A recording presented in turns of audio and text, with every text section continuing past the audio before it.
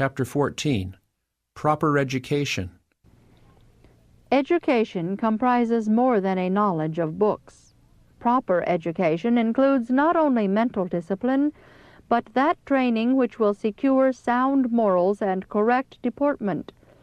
We have had many fears that those who take students into their houses will not realize their responsibility and will neglect to exert a proper influence over these youth. Thus, students will fail to obtain all the benefit which they might receive at the college. The question too often arises, am I my brother's keeper? What care, what burden or responsibility should I have for the students who occupy rooms in our houses? I answer, the very same interest that you have for your own children. Says Christ, love one another as I have loved you.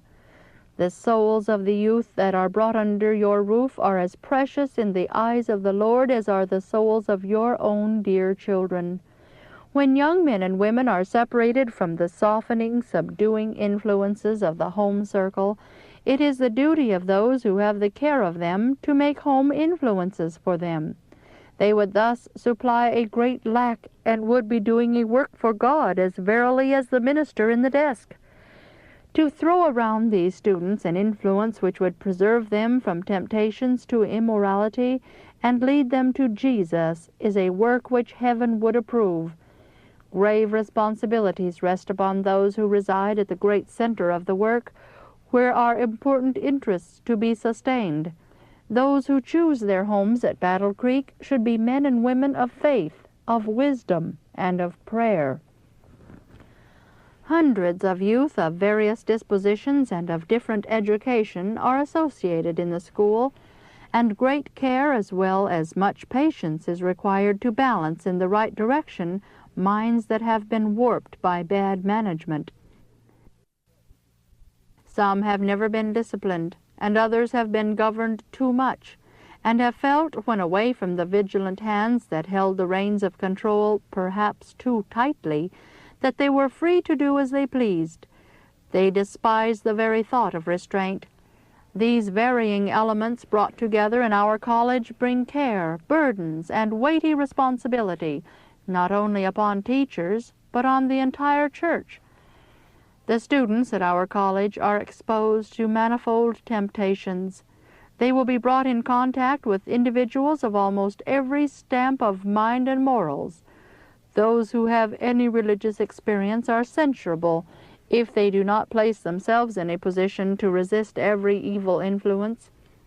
But many choose to follow inclination. They do not consider that they must make or mar their own happiness. It is in their own power to so improve their time and opportunities as to develop a character that will make them happy and useful. The youth who reside at Battle Creek are in constant danger because they do not connect with heaven. If they would be true to their profession, they might be living missionaries for God. By manifesting Christian interest, sympathy, and love, they might greatly benefit the youth who come to Battle Creek from other places. An earnest effort should be made to keep these strangers from choosing superficial, frivolous, pleasure-seeking associates. This class exert a demoralizing influence upon the college, upon the sanitarium, and upon the office of publication. Our numbers are constantly increasing, and vigilance and zeal to keep the fort are steadily decreasing. If they will open their eyes, all may see whither these things are tending. Many move to Battle Creek to give their children the advantages of the college, and at the same time they do not feel their own responsibilities in making this move. They do not realize that something more is to be considered than their own selfish interest, that they may be a hindrance instead of a blessing, unless they come with the full purpose to do good as well as to get good. Yet none need lose their spirituality in coming to Battle Creek. If we will follow Christ, it is not in the power of any of us to lead us astray from the path cast up for the ransomed of the Lord to walk in. No one is compelled to copy the errors of professed Christians. If he sees the mistakes and faults of others, he will be responsible before God and before his fellow men if he does not set a better example. But some make the faults of others an excuse for their own defects of character, and even copy the very objectionable traits which they condemn. Such persons strengthen those of whom they complain as pursuing an unchristian course. With their eyes open, they walk into the enemy's snare. Not a few in Battle Creek have pursued this course. Some have come to the place where our institutions are located with the selfish motive of making money. This class will be of no help to the youth either by precept or example. The dangers of the young are greatly increased as they are thrown into the society of a large number of their own age of varied character and habits of life. Under these circumstances, many parents are inclined to relax rather than redouble their own efforts to guard and control these children. Thus they cast a tremendous burden upon those who feel the responsibility. When these parents see that their children are becoming demoralized, they are inclined to find fault with those who have charge of the work at Battle Creek, when the evils have been caused by just such a course as these parents themselves have pursued. Instead of uniting with those who bear the burdens, to lift up the standard of morals, and working with heart and soul in the fear of God to correct the wrongs in their children, many parents soothe their own consciences by saying, "My children are no worse than others." They seek to conceal the glaring wrongs which God hates, lest their children shall become offended and take some desperate course. If the spirit of rebellion is in their hearts, far better subdue it now than permit it to increase and strengthen by indulgence. If parents would do their duty, we should see a different state of things. Many of these parents have backslidden from God. They do not have wisdom from him to perceive the devices of Satan and to resist his snares. In this age of the world, children should have strict watch care. They should be advised and restrained. Eli was cursed of God because he did not promptly and decidedly restrain his wicked sons. There are parents at Battle Creek who are doing no better than did Eli. They are afraid to control their children. They see them serving Satan with a high hand and pass it by as a disagreeable necessity which must be endured because it cannot be cured. Every son and daughter should be called to account if absent from home at night. Parents should know what company their children are in and at whose house they spend their evenings. Some children deceive their parents with falsehoods to avoid exposure of their wrong course. There are those who seek the society of corrupt companions and secretly visit saloons and other forbidden places of resort in the city.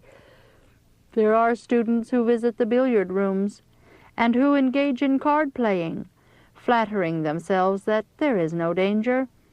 Since their object is merely amusement, they feel perfectly safe. It is not the lower grade alone who do this. Some who have been carefully reared and educated to look upon such things with abhorrence are venturing upon the forbidden ground. The young should be controlled by firm principle, that they may rightly improve their powers which God has given them. But youth follow impulse so much and so blindly without reference to principle that they are constantly in danger. Since they cannot always have the guidance and protection of parents and guardians, they need to be trained to self-reliance and self-control. They must be taught to think and act from conscientious principle. Those who are engaged in study should have relaxation. The mind must not be constantly confined to close thought, for the delicate mental machinery becomes worn. The body as well as the mind must have exercise, but there is great need of temperance in amusements as in every other pursuit, and the character of these amusements should be carefully and thoroughly considered. Every youth should ask himself, what influence will these amusements have on physical, mental, and moral health? Will my mind become so infatuated as to forget God? Shall I cease to have His glory before me? Card playing should be prohibited. The associations and tendencies are dangerous. The prince of the powers of darkness presides in the gaming room, and wherever there is card playing, evil angels are familiar guests in these places. There is nothing in such amusements beneficial to soul or body. There is nothing to strengthen the intellect, nothing to store it with valuable ideas for future use. The conversation is upon trivial and degrading subjects. There is heard the unseemly jest, the low, vile talk, which lowers and destroys the true dignity of manhood. These games are the most senseless, useless, unprofitable, and dangerous enjoyments the youth can have. Those who engage in card-playing become intensely excited, and soon lose all relish for useful and elevating occupations. Expertness in handling cards will soon lead to a desire to put this knowledge and tact to some use for personal benefit. A small sum is staked, and then a larger, until a thirst for gaming is acquired, which leads to certain ruin. How many has this pernicious amusement led to every sinful practice, to poverty, to prison, to murder, and to the gallows? And yet many parents do not see the terrible gulf of ruin that is yawning for our youth. Among the most dangerous resorts for pleasure is the theater. Instead of being a school of morality and virtue, as is so often claimed, it is the very hot-bed of immorality. Vicious habits and sinful propensities are strengthened and confirmed by these entertainments. Low songs, lewd gestures, expressions, and attitudes deprave the imagination and debase the morals. Every youth who habitually attends such exhibitions will be corrupted in principle. There is no influence in our land more powerful to poison the imagination, to destroy religious impressions, and to blunt the relish for the tranquil pleasures and sober realities of life than theatrical amusements. The love for these scenes increases with every indulgence, as the desire for intoxicating drink strengthens with its use. The only safe course is to shun the theater, the circus, and every other questionable place of amusement. There are modes of recreation which are highly beneficial to both mind and body. An enlightened, discriminating mind will find abundant means for entertainment and diversion from sources not only innocent but instructive. Recreation in the open air, the contemplation of the works of God in nature will be of the highest benefit. The great God, whose glory shines from the heavens and whose divine hand upholds millions of worlds, is our Father. We have only to love Him, trust in Him as little children in faith and confidence, and He will accept us as His sons and daughters, and we shall be heirs to all the inexpressible glory of the eternal world. All the meek will He guide in judgment, the meek will He teach His way. If we will walk in obedience to His will, learn cheerfully and diligently the lessons of His providence, by and by He will say, "Child, come home to the heavenly mansions I have prepared for you."